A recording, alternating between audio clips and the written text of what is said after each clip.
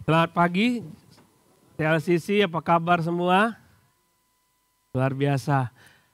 Kita akan mendengarkan firman Tuhan pagi ini yang kita ambil dari Ibrani pasal 4. Sebelum mendengarkan firman Tuhan, mari kita berdoa bersama-sama. Bapa di surga, kami datang kepadamu dan bersyukur untuk setiap kebaikan Tuhan dalam hidup kami. Terima kasih Bapa, kami ingin mendengarkan firman Tuhan. Tolong kami supaya kebenaran firman Tuhan bisa kami cerna dengan baik. Dan biarlah kasih Tuhan, Roh Kudus akan menerjemahkan itu ke dalam diri kami. Sehingga kami ditegur, dinasihati, diajar oleh Tuhan sendiri. Terima kasih dalam nama Tuhan Yesus kami berdoa. Amin. Saudara yang dikasihi Tuhan, kami elder sedang membaca buku ini. Jadi ini buku bagus sekali, baru diterjemahkan ke dalam bahasa Indonesia. John MacArthur ada seorang pendeta yang luar biasa. Saya suka sekali mendengar khotbah dia. Dan dia menulis buku kunci-kunci bagi pertumbuhan rohani. Jadi kalau saudara mau pinjam buku ini, kita ada perpustakaan di bawah, silakan baca. Atau kalau saudara mau beli, lembaga literatur baptis menjual buku ini, saudara bisa cari situ. Ini bagus sekali, sederhana sekali. Bagaimana kita bisa bertumbuh secara sesuai dengan apa yang Tuhan mau, gitu ya. Kadang-kadang ukuran pertumbuhan kita itu kita ukur sendiri. Tapi seperti apa firman Tuhan mengenai pertumbuhan kita mesti belajar dari buku ini. Ini bagus sekali, John MacArthur menggambarkan dengan begitu luar biasa, dengan begitu sederhana sehingga kita bisa paham. Nah, elder lagi baca buku ini. Ya, kita diskusi buku ini, elder, dan saya dengan beberapa pendeta juga sedang mendiskusikan buku ini. Jadi walaupun bagi kami ini mungkin terlalu sederhana tapi menarik untuk dapat dibahas. Nah, salah satu yang sedang kami baca adalah bab 4. Kami baru bahas bab 4 kemarin. Dan menarik sekali dalam bab 4 ada kisah mengenai seorang yang bernama Ferdinand. Coba lihat, Ferdinand Waldo de Mara. Saudara bisa cari nama orang ini di Google. Dan bab 4 ini John MacArthur menceritakan mengenai Ferdinand Waldo de Mara. Dia tidak lulus SMU. Dia tidak lulus SMA. Ini luar biasa nih orang. Tidak lulus SMA.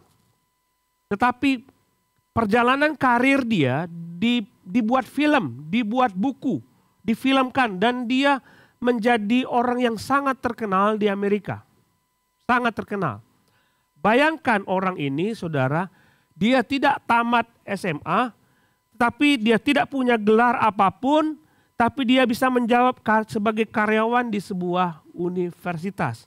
Lihat ya jabatannya, pernah menjadi dosen psikologi. Hebat ya, pernah menjadi dosen psikologi, dia pernah menjadi biarawan. Wow.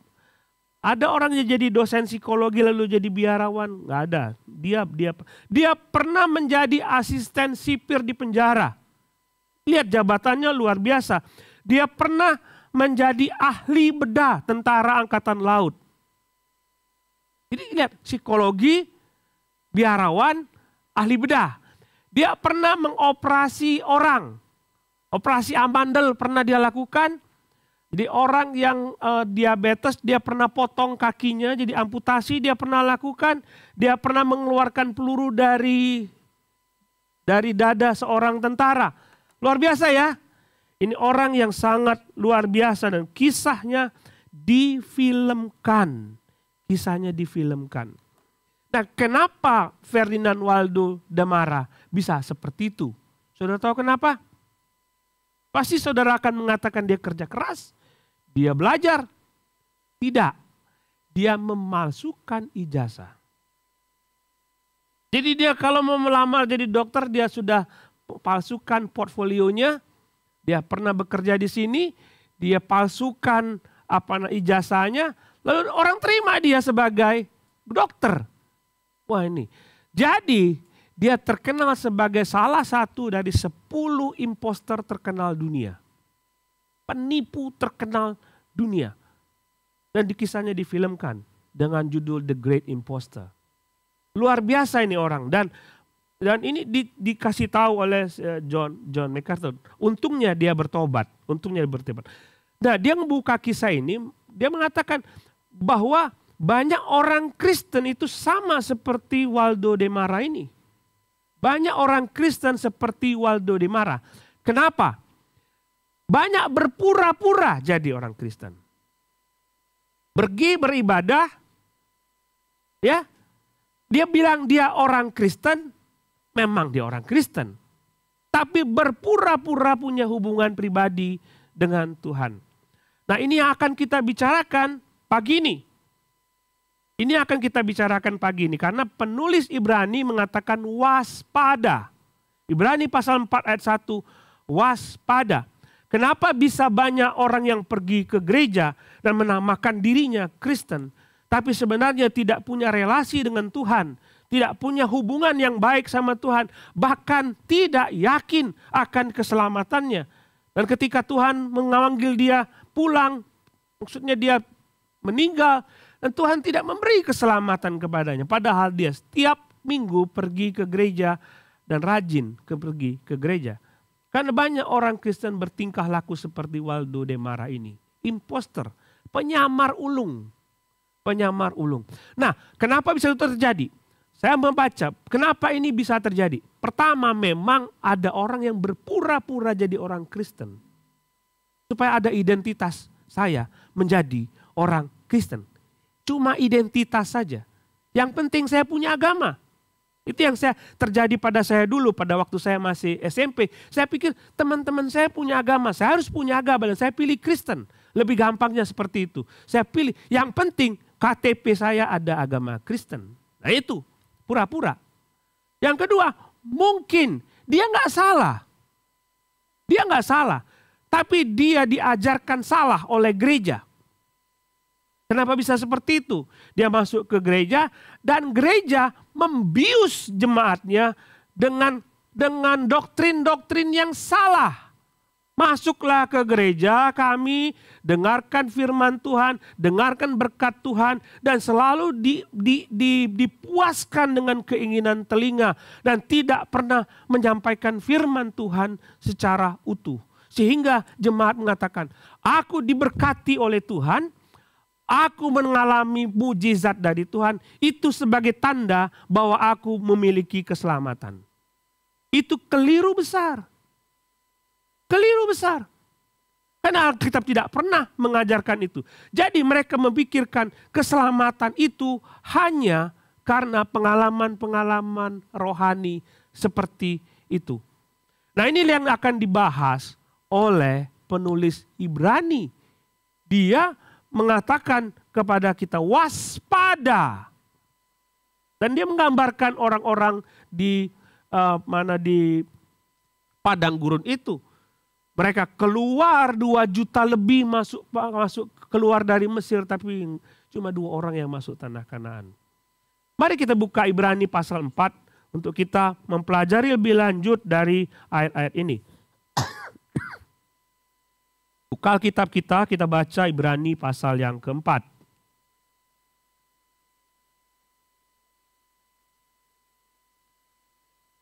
Ada ya? Oke, saya baca ayat yang ganjil, saudara baca ayat yang genap sampai ayat 11. Sebab itu baiklah kita waspada supaya jangan ada seorang di antara kamu yang dianggap ketinggalan. Sekalipun janji akan masuk ke dalam negeri perhentian masih berlaku.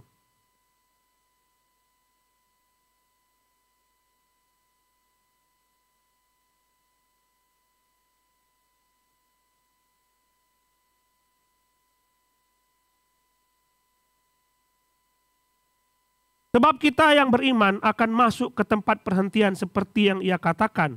Sehingga aku bersumpah dengan murkaku mereka tak akan masuk ke tempat perhentianku sekalipun pekerjaannya sudah selesai sejak dunia dijadikan.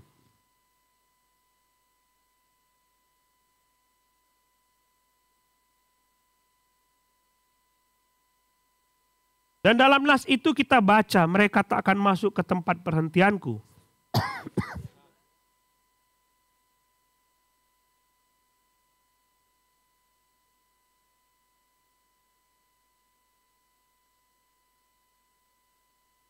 Sebab itu ia menetapkan pula suatu hari, yaitu hari ini, ketika ia setelah sekian lama berfirman dengan perantaraan Daud seperti dikatakan di atas.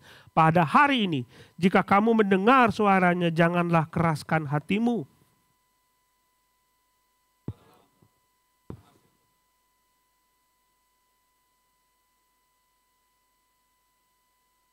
Jadi masih tersedia suatu hari perhentian, hari ke-7 bagi umat Allah.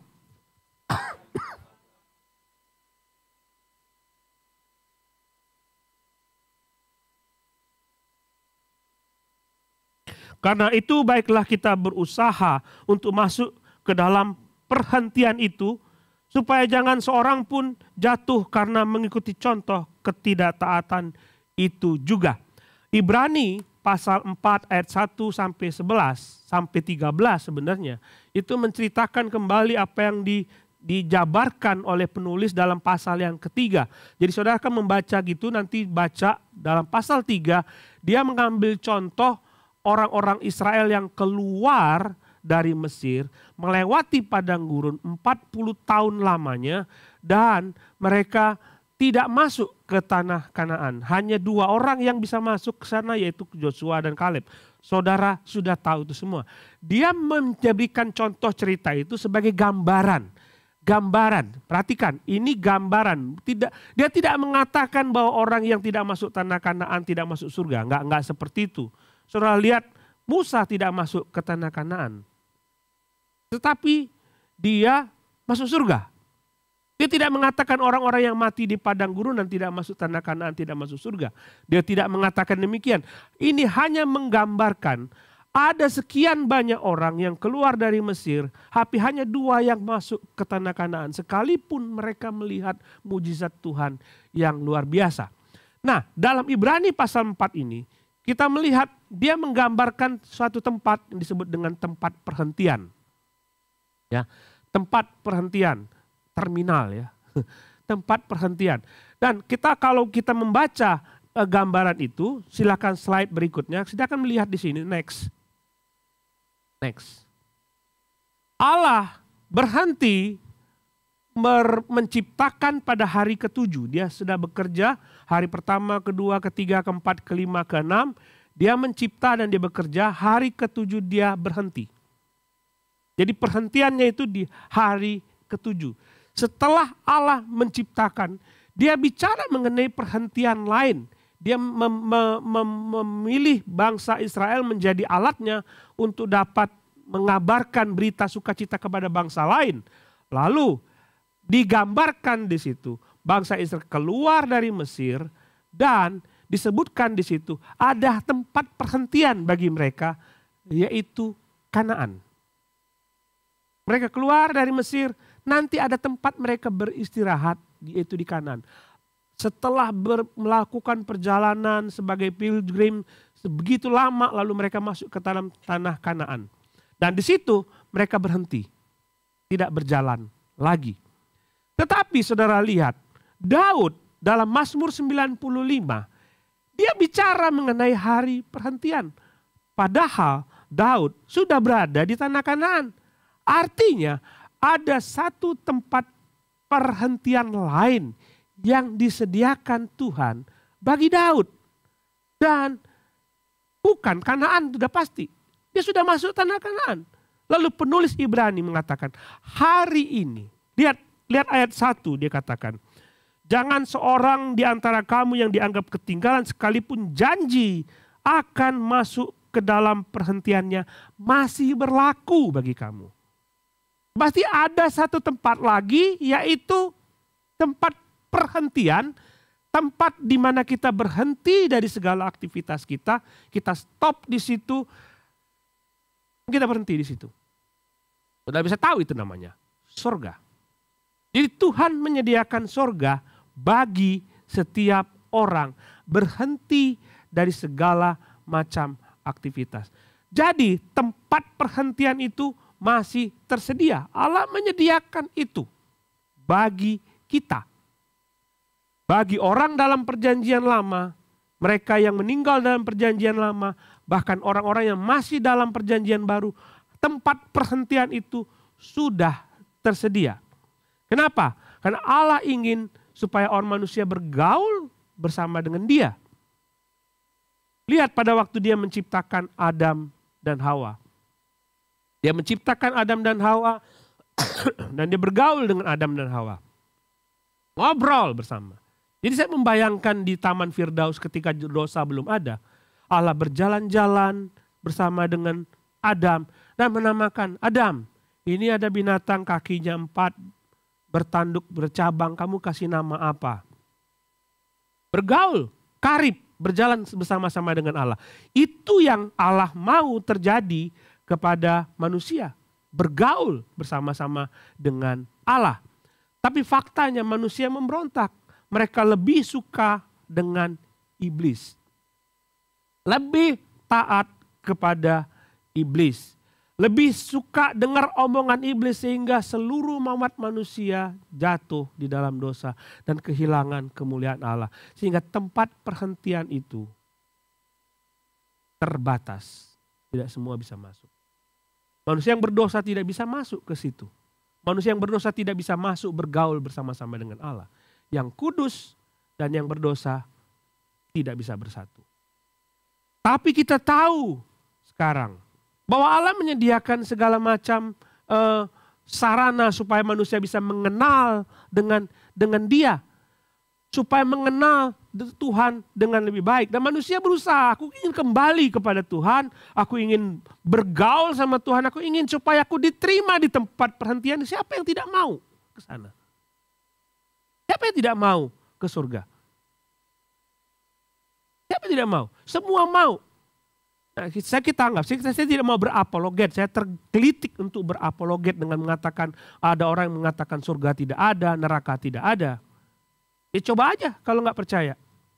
Ya kan? Sama seperti ketika Billy Graham berbicara dengan seorang ateis mengatakan Tuhan tidak ada. Ateis mengatakan demikian. Terus Billy Graham, Tuhan ada.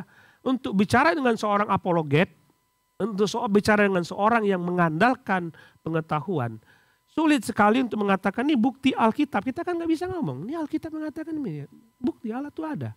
Dia gak mau percaya dengan ini. Lalu dia bilang, kamu capek-capek pergi ke gereja mengatakan bahwa Tuhan itu ada. Bagaimana kalau Tuhan tidak ada? Kalau Tuhan tidak ada, kamu hilang, saya hilang. Jadi bagaimana kalau Tuhan ada? Kamu hilang, saya tidak. Simple. Saudara kalau mau pergi ke suatu tempat dan kita tidak tahu di sana ada makanan atau tidak, saudara pasti siapin makanan, beneran? Nanti kalau ditanya, bagaimana kalau di sana ada restoran? Ya tetap aja kita bawa makanan. Tidak jadi masalah. Itu kalau berapologet. Tetapi kita sudah tahu bahwa Allah itu ada. Tuhan menciptakan neraka, Tuhan menciptakan surga. Tuhan menciptakan surga bagi orang-orang yang sudah kudus, sudah dibenarkan. Tuhan menciptakan neraka bukan untuk manusia sebenarnya. Neraka itu untuk setan. Neraka itu untuk iblis yang memberontak. Tapi manusia lebih condong mengikuti iblis, ya sudah dimasukkan ke sana. Nah, manusia mencoba bagaimana aku bisa kembali kepada Tuhan. Dan Tuhan memilih bangsa Israel sebagai prototipe, sebagai alat. Bagaimana Tuhan menyampaikan keselamatan itu kepada bangsa-bangsa lain. Dan dia mengatakan kepada bangsa Israel, keluarlah dari Mesir. Dan mereka mengenal Tuhan di situ. Mereka mengenal. Musa masuk ke Mesir, bercerita kepada bangsa Israel, Tuhan sudah mengutus aku. Yahweh, Yehova, akulah aku, mengutus aku kepadamu untuk dapat membawa engkau keluar dari Mesir. Mereka beribadah. Sejak saat itu mereka menjadi bangsa yang istimewa. Dan mereka mencoba untuk bergaul dengan Tuhan dan melakukan apa yang Tuhan ajarkan di dalam firman Tuhan. Mereka beribadah kepada Tuhan. Nah, inilah yang menjadi perhatian penulis Ibrani. Lihat loh, bangsa itu keluar dari Mesir. Apa yang mereka terjadi pada mereka? 10 tulah di Mesir mereka saksikan dengan mata kepala mereka sendiri. Ketika mereka terdesak, di depan ada laut, di belakang ada tentara Firaun. Mereka menyaksikan dengan mata kepala sendiri. Laut itu terbelah jadi 2. Dan mereka menyeberang. Ketika mereka menyeberang, Tuhan menuntun dengan tiang api dan tiang awan. Mereka melihat sendiri tiang itu. Apa kurangnya? Ketika mereka lapar, mereka tidak pernah menanam di padang gurun itu selama 40 tahun tidak pernah nanam. Tapi mereka tidak pernah lapar. Karena begitu bangun pagi ada roti yang tersedia. Enak kan? Luar biasa. Tapi mereka tidak masuk tanah Kanaan. Menyedihkan.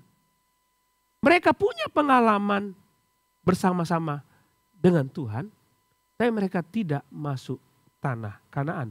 Inilah yang menjadi perhatian penulis Ibrani. Sehingga dalam pasal 4 ayat 1 dia berkata, waspadalah kita, baiklah kita waspada supaya jangan ada seorang di antara kamu. Perhatikan, dia berbicara kepada orang-orang yang notabene Kristen. Walaupun mereka beragama Ibrani, mereka orang Ibrani yang notabene Kristen. Dia bilang waspadalah. Sekalipun ada tempat perhentian, itu sorga. Tapi di antara kamu mungkin ada yang tidak akan masuk ke sana. Bisa terjadi? Bisa terjadi. Ribuan orang Kristen, jutaan orang Kristen pada hari Minggu ini pergi ke gereja. Tapi belum tentu semua masuk ke surga. Why? Pertanyaannya, kok bisa seperti itu? Karena kalau kita lihat di sini, coba perhatikan ayat 2 dan ayat yang ke-6.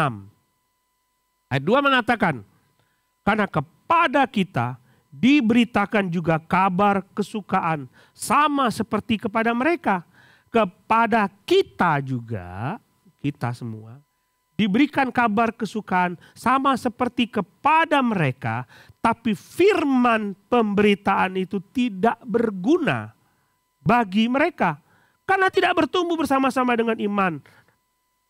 Oleh iman dengan mereka yang mendengarnya. Jadi gini, berita kesukaan bahwa ada tempat perhentian kepada bangsa Israel pada waktu itu, ada kabar suka loh. Ada tempat perhentian yang Allah sediakan bagi kamu di tanah Kanaan. Mereka dengar itu. Tapi ketika mereka mau masuk tanah Kanaan, wah itu negeri berat. Nggak mungkin kami bisa masuk. Mereka tidak percaya dengan apa yang Tuhan katakan. Ketika mereka mengirim 12 pengintai, hanya Joshua dan Kaleb yang mengatakan kita bisa masuk ke situ. Karena Tuhan menyediakan. Oh enggak mungkin. Enggak mungkin. Tidak mungkin kami bisa masuk. Orangnya besar-besar. Enggak mungkin kami bisa masuk ke sana. Lalu Tuhan menghukum mereka dengan mati semua di padang gurun. Sama dengan orang-orang Kristen pada masa kini. Karena tiap minggu mereka datang ke gereja. Mereka mendengar berita firman Tuhan. Mendengar khotbah. Mereka membaca Alkitab. Kesempatan bagi mereka untuk mengenal Tuhan lebih dalam besar sekali. Tapi lihat, perhatikan ayat yang kedua itu. Firman itu tidak tumbuh. Karena mereka hanya mencari pengalaman-pengalaman keagamaan saja. Tidak mencari hubungan pribadi dengan Tuhan. Datang ke gereja karena aku mau supaya aku menampakkan diriku sebagai orang Kristen. Cuma itu saja. Hubunganmu dengan Tuhan, itu urusan belakang. Itulah sebabnya banyak orang Kristen yang pergi ke gereja, tapi dosanya minta ampun lebih bejat daripada orang-orang yang tidak mengenal Tuhan. Apakah mereka akan terima di surga?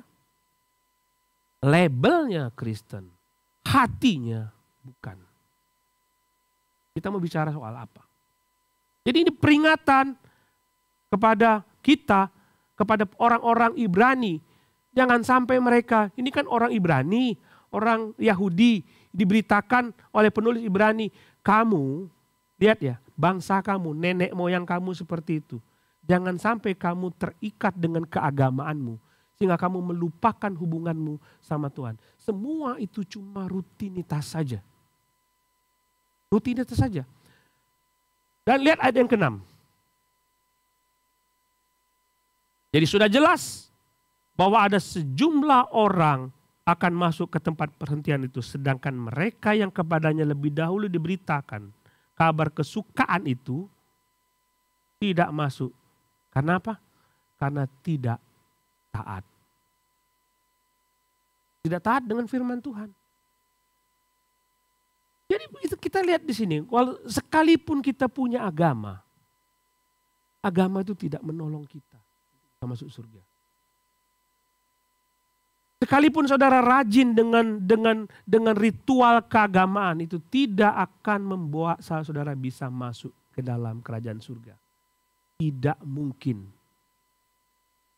Keselamatan kita tahu hanya ada karena anugerah Tuhan semata. Tapi kita mencoba, aku mau ke gereja, aku mau lebih baik, aku mau lebih baik. Cuma itu usaha kita, tapi kita tidak pernah mau taat kepada si pemberi surga itu. Si pemberi tempat kita beristirahat itu, yaitu Tuhan sendiri. Kita tidak mau taat. Kita datang, yang penting aku dengar firman Tuhan yang menguatkan aku, terus aku pulang. Taat kepada Tuhan, itu urusan belakang.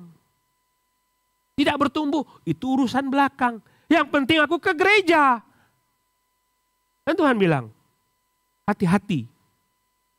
Hati-hati. Waspada. Jangan sampai kamu ketinggalan. Nah, seperti saya kemukakan dari awal. Mungkin ada orang yang ingin sebanyak punya label saja. Label kekristenan. Tapi ada orang yang terbius oleh gereja yang cuma menawarkan pengalaman-pengalaman rohani, bukan pertumbuhan rohani. Lihat, pengalaman rohani. Ayo datang, kamu disembuhkan. Semua itu pengalaman rohani. Tapi tidak pernah mengajarkan kamu harus jadi murid Tuhan. Kamu harus bertumbuh, makin hari makin mengenal Tuhan. Lihatlah, ayo kita. Pengalaman kamu disembuhkan, itu sudah cukuplah bukti bahwa kamu anak Tuhan. Kamu kaya, kamu mendapatkan banyak berkat, itu sudah cukuplah bukti bahwa kamu sebagai anak yang pasti menjamin keselamatan kamu. No, Alkitab mengajarkan, hati-hati, kamu tidak bertumbuh dan kamu tidak taat. Itu tandanya kamu sebenarnya tidak mengenal Tuhan. Kamu hanya ingin punya label agama saja. Label agama saja. Coba kita lihat saudara di dalam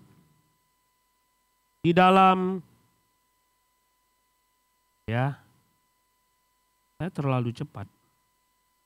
Matius 23. Matius 23 ayat 27. Coba lihat ini. Yesus mengecam ahli Taurat dan orang Farisi. Celakalah kamu, hai ahli-ahli Taurat dan orang-orang Farisi, hai orang-orang munafik, sebab kamu sama seperti kuburan yang dilabur putih, yang sebelah luarnya memang bersih nampaknya, tapi yang sebelah dalamnya penuh dengan tulang belulang dan pelbagai jenis kotoran. Demikian juga kamu, sebelah luarnya kamu tampak benar di mata orang, tapi sebelah dalamnya kamu penuh dengan kemunafikan dan kedurjanaan. Saudara ingin membandingkan hidup keagamaan saudara dengan orang Farisi, saudara kalah. Saudara pasti kalah. Mereka baca Alkitab itu tiap hari. Saudara bolong-bolong kan? Jujur aja. Mereka puasa bisa 4-5 kali dalam seminggu. Saudara pernah puasa? Mereka ke bait Allah itu tiap-tiap hari. Saudara ke gereja tiap hari? Amin-amin. Ya, kadang-kadang minggu malas ke gereja. Benar, saudara kalah dengan mereka. Kalah, tapi Yesus mengecam mereka. Celaka. Karena kamu tampak luarnya kelihatan beribadah. Tapi dalammu seperti kuburan. Lihat saudara, kita nggak bisa berpura-pura di hadapan manusia. Untuk mengatakan bahwa kita orang Kristen yang taat beribadah. Kita bisa mengatakan kita menyanyi dan kelihatannya begitu kusuk menyanyi. Tapi semua itu hanya emosi belaka, tidak ada hubungan dengan Tuhan. Tidak ada hubungan sama Tuhan. Menyedihkan sekali, sangat menyedihkan sekali. Rasul Paulus dalam Roma pasal 10 ayat 2, dia memberi kesaksian, dia bilang begini. Sebab aku dapat memberi kesaksian tentang mereka, yaitu orang Israel. Dia beri kesaksian tentang orang Israel. Bahwa mereka sungguh-sungguh giat untuk Allah, tetapi tanpa pengertian yang benar. Sebab karena mereka tidak mengenal kebenaran Allah, dan karena mereka berusaha untuk mendirikan kebenaran mereka sendiri, maka mereka tidak takluk kepada kebenaran Allah. Dan mereka celaka.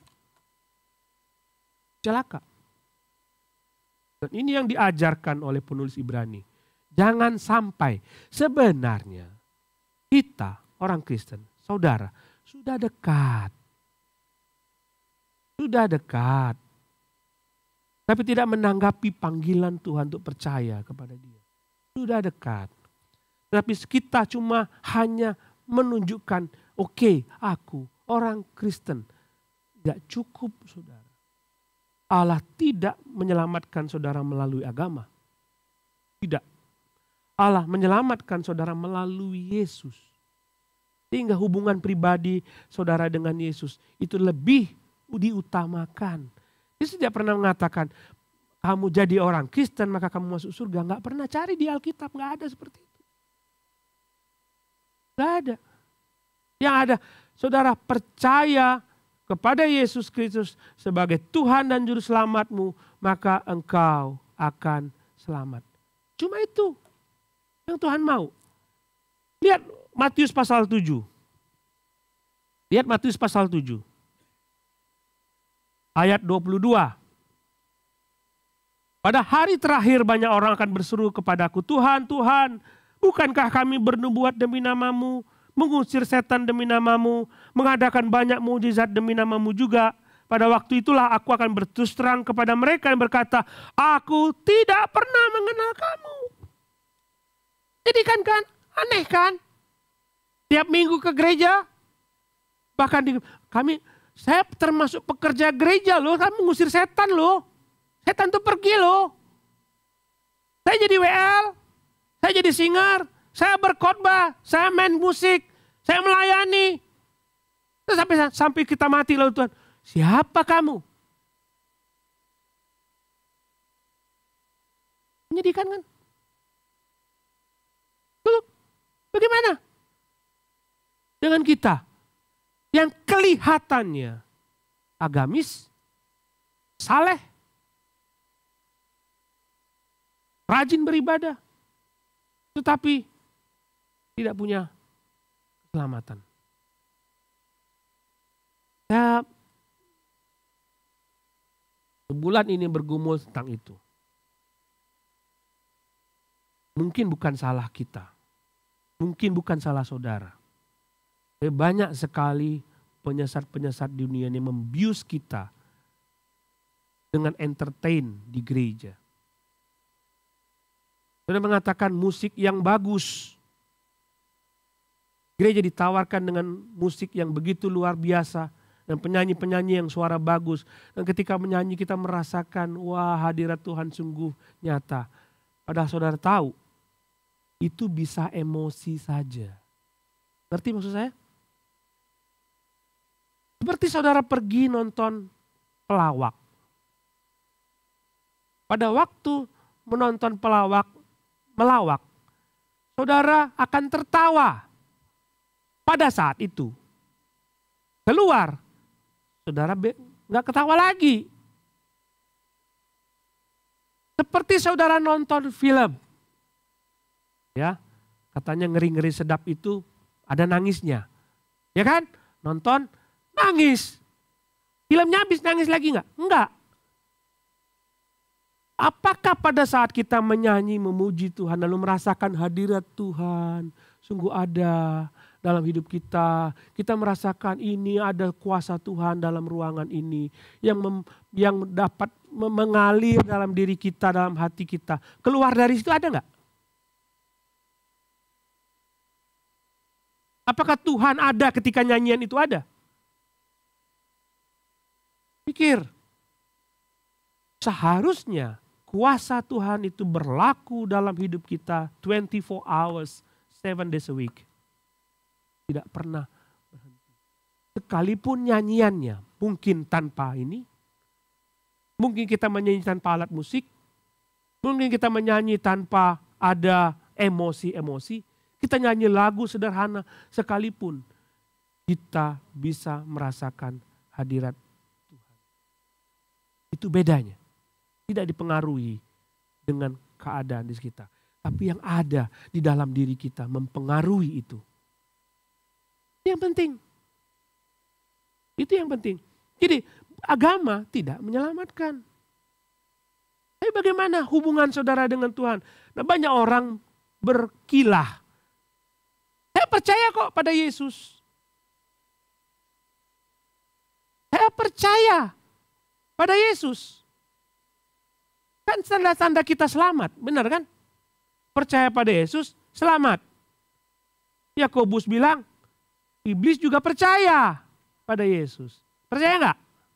Nah, jadi pada waktu di Gerasa itu, Yesus baru mendarat di situ, lalu ada legion yang menguasai 2 orang di pekuburan itu, datang kepada Yesus. Lalu menyembah Yesus. Lihat dia, menyembah. Lihat Yesus menyembah. Orang-orang Yahudi gak percaya Yesus anak putusan dari Tuhan. Tapi legion menyembah Yesus. Untuk apa engkau datang ke sini saat kami belum tiba? Dia tahu bahwa Yesus adalah Mesias. Dan dia tahu dia akan dihukum. Dan bilang, saatnya belum tiba, kami belum saatnya dihukum. Dia tahu itu Yesus. Dan dipercaya Yesus. Dan mengatakan, aku tahu siapa engkau yang kudus dari Allah. Aku tahu siapa engkau Mesias itu. Aku tahu siapa engkau Allah sendiri. Iblis ketika keluar dari orang itu mengaku bahwa Yesus adalah Tuhan. Tapi dia tidak bisa masuk neraka, tidak bisa masuk surga. Tidak bisa. Lalu, saya percaya Yesus, Pak. Iya, saudara percaya Yesus. Sama seperti bangsa Israel ketika dia keluar dari Kanaan, dari Mesir menuju tanah Kanaan di padang gurun itu. Mereka menyembah Tuhan. Mereka percaya kepada Yahweh. Mereka membuat kemah. Mereka membuat semua tempat tabut perjanjian untuk dapat menyembah Tuhan. Mereka percaya kepada Allah. Tapi celakanya mereka tidak taat kepada. Itu sebagai bukti kalau saudara sungguh-sungguh percaya pada Yesus. Jadi saya bayangkan ada orang bangsa Israel ketika mereka mau masuk tanah Kanaan. Lalu ada 12 spies ke sana, pengintai masuk ke sana. Dan Tuhan membiarkan mereka melihat orang-orang Kanaan yang begitu luar biasa. Aku akan memberikan negeri ini kepadamu, menjadi milikmu. Lalu Tuhan membiarkan mereka melihat orang-orang yang begitu besar. Dan mereka pulang. Apakah tetap percaya bahwa negeri itu akan diberikan kepada mereka? Tuhan. Bagi kita. Lihat bagi kita. Lihat, saudara mengatakan, saya percaya kepada Yesus. Tapi saudara lihat ayat 2 dan ayat 6. Jelas sekali tanda orang yang percaya kepada Yesus. Pertama, mereka mendengar berita kesukaan itu, tapi mereka tidak bertumbuh. Tidak tumbuh. Yang dicari cuma inginanku sendiri, bukan keinginan Tuhan. Kalau aku datang ke gereja, aku dipuaskan atau tidak, itu yang dipikirkan. Benar kan? Aku pulang, aku dipuaskan atau tidak. Mestinya kita datang beribadah kepada Tuhan. Pada saat kita beribadah kepada Tuhan, yang kita cari, Tuhan dipuaskan atau tidak. Mereka mencari kepuasan. Enggak bertumbuh sama sekali. Firman Tuhan didengar tiap-tiap minggu, tapi tidak pernah bertumbuh. Itu tandanya. Kemudian ayat yang ke-6, mereka tidak hidup di dalam ketaatan. Begini saudara, ini mengerikan sekali. Mengerikan sekali. Orang datang ke gereja, mengatakan dia percaya kepada Yesus. Dan cukuplah itu untuk dapat. Saya tidak mengatakan saudara harus melakukan sesuatu supaya saudara selamat. No. Tidak. Keselamatan hanya anugerah dari Tuhan semata. Keselamatan hanya ada di dalam Yesus sendiri, bukan karena perbuatan kita. Saya tidak mengatakan kalau saudara mesti percaya kepada Yesus, kemudian saudara melakukan ini, maka saudara akan selamat. No, saya tidak mengatakan demikian. Tetapi mestinya ada buah keselamatan itu dalam diri kita. Nggak mungkin tidak muncul. Tidak mungkin tidak muncul. Kami pergi ke nursery, ke tempat pembibitan, dan pengen cari lengkeng. Pengen cari bibit lengkeng. Dan kami masuk, saya dan istri saya masuk, lihat cari bibit lengkeng. Istri saya bilang, ini lengkeng. Saya tidak tahu daun lengkeng itu seperti apa. Tapi dia bilang, ini lengkeng. Dan tanya kepada penjual, benar ini lengkeng. Saya tidak percaya itu lengkeng. Yang saya pengen tahu, Pak, ada nggak lengkeng yang sudah berbuah? Jadi dia tunjukkan lengkeng yang sudah berbuah, walaupun masih kecil, dan ada buah lengkengnya. Ini pasti lengkeng, karena ada buahnya. Kalau saudara percaya kepada Yesus Kristus, pasti ada buahnya. Tidak mungkin saudara nanam biji lengkeng, muncul buah pisang. Itu impossible. Begitu saudara percaya kepada Yesus, pasti ada buah-buah keselamatan yang muncul. Tidak mungkin tidak muncul. Makanya ketika penulis Ibrani mengatakan ada buah yang tidak muncul di dalam diri mereka. Yaitu mereka tidak bertumbuh dan mereka tidak taat kepada firman Tuhan.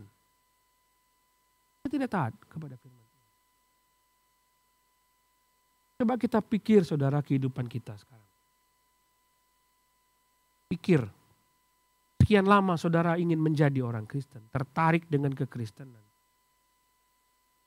Tapi apakah saudara hanya tertarik dari kulit luarnya sendiri?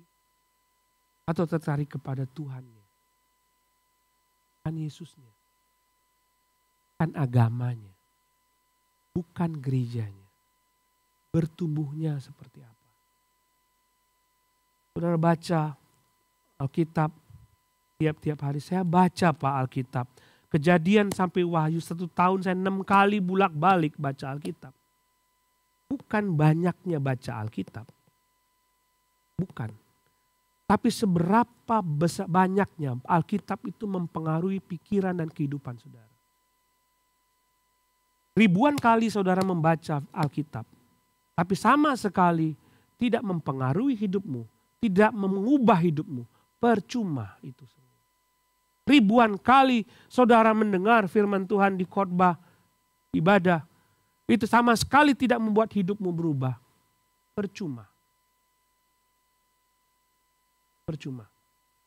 Makanya penulis Ibrani mengatakan, hari perhentian itu masih tersedia bagi kita. Kamu sudah mendengar firman Tuhan. Tapi apakah engkau menanggapi firman Tuhan itu dengan benar? Atau hanya rutinitas saja? Jangan sampai aku tidak beribadah. Itu saja. Kita pikirkan kekristenan kita. Kita pikirkan dengan sungguh-sungguh. Saya mengajak saudara untuk mengambil keputusan saat ini. Kalau saudara menjadi pemain luar saja dan mengatakan, cukup bagiku untuk beribadah kepada Tuhan. Saudara hanya pada tatanan lahiriah saja. Bukan kepada batinia, bukan di dalam. Hanya penampakan luar saja. Tidak mungkin seorang yang percaya kepada Kristus tidak mau melayani. That's impossible. Impossible. Seorang yang percaya kepada Yesus pasti ingin melakukan, aku ingin melakukan sesuatu yang lebih buat Tuhan. Sekian lama aku mengikuti Tuhan dan aku melayani Tuhan. Aku belum melakukan apa-apa, mestinya berpikir seperti itu. Atau aku sudah melakukan segala-galanya buat Tuhan. Gak ada lagi, cukup sudah. Tidak akan pernah saudara kita bisa membalas kasih Tuhan. Ngerti? Saya harap saudara mengerti ini. Saya mengerti. Tidak pernah datang ke gereja hanya untuk beribadah. Do something for your Savior. Kalau memang saudara sungguh-sungguh mengasihi. Jangan sampai kita tertinggal. Sampai nanti Tuhan mengatakan kepada kita, baik sekali perbuatanmu. Seperti Matius pasal 7. Kapan Tuhan kami bernubuat demi namamu? Kami hanya melakukan sesuatu saja. Kapan kami menyembuhkan orang demi namamu? Kapan kami memberi pakaian kepada orang lain? Kami hanya melakukan apa yang pantas kami lakukan. Oh, kamu melakukan itu untuk manusia. Tapi sebenarnya kamu melakukan untuk aku kenal kamu. Kok ayo masuk. Ayo masuk ke tempat perhentian selama. Mari kita berdoa.